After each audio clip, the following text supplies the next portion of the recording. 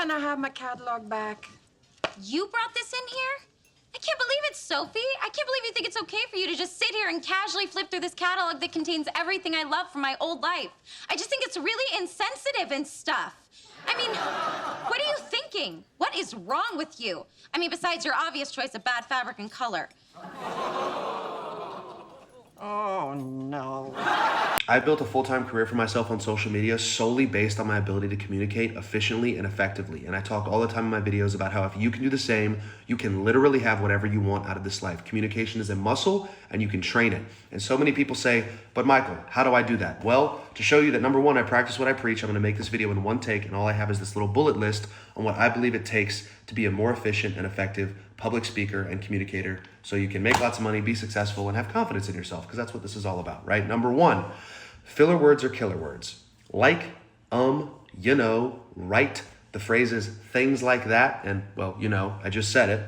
Those words and phrases are filler, and they are killer words. They are ruining your ability to sound competent and confident. So much of what you're gonna work on when you become a better public speaker is going to be appealing to the subconscious mind of listeners. People don't necessarily know, oh, I like his content because he speaks quickly, he limits filler words, he gets to the point. No, they just like the video, but it's because I speak in a way that maintains attention.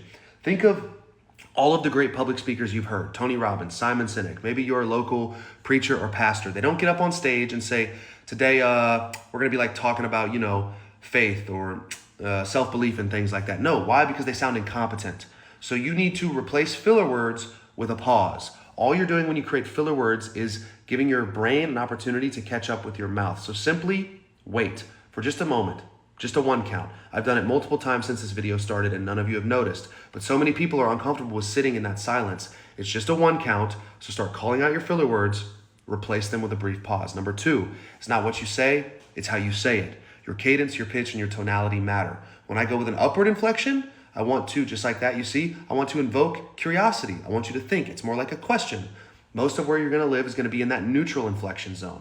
And when you wanna convey a really strong point, you want to get a conviction or emotion out of people, you want to be authoritative, you're gonna go with a downward inflection. You see I'm carrying my voice down into a lower tone? That's how you play with tonality and pitch. Cadence also matters. You don't want to speak too fast. You don't want to speak too slow. You want to live somewhere in between. If you are very nervous, you're going to speak faster. So prepare properly so that your cadence is appropriate enough to hold attention spans. Number three, 55% of communication is nonverbal, so you need to be aware of that. Kind of a startling statistic, right? Over half of how you communicate has nothing to do with what you say or how you say it. It is in the positioning and posture of your body.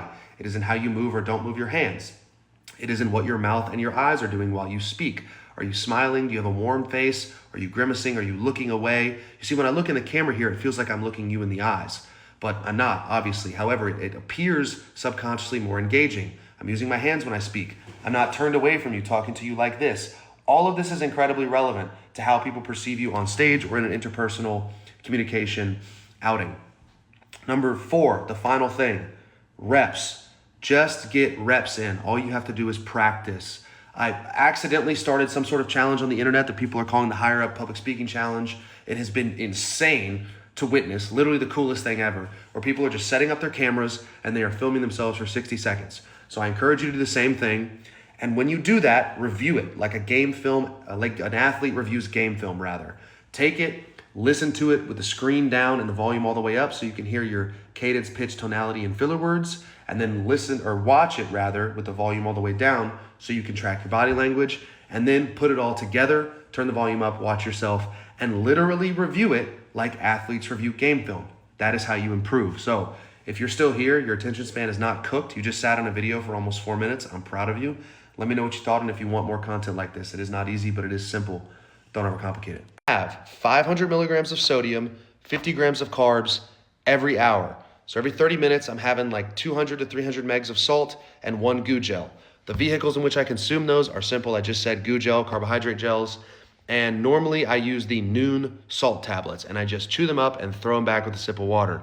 This past weekend at the New York Marathon, I used salt tablets. So I do that every 30 minutes on the minute, and I maintain that for the whole race. Towards the end of the race, if I have extra in my bag, extra salt, extra carbs, I just hammer them to try to maximize my performance to the end.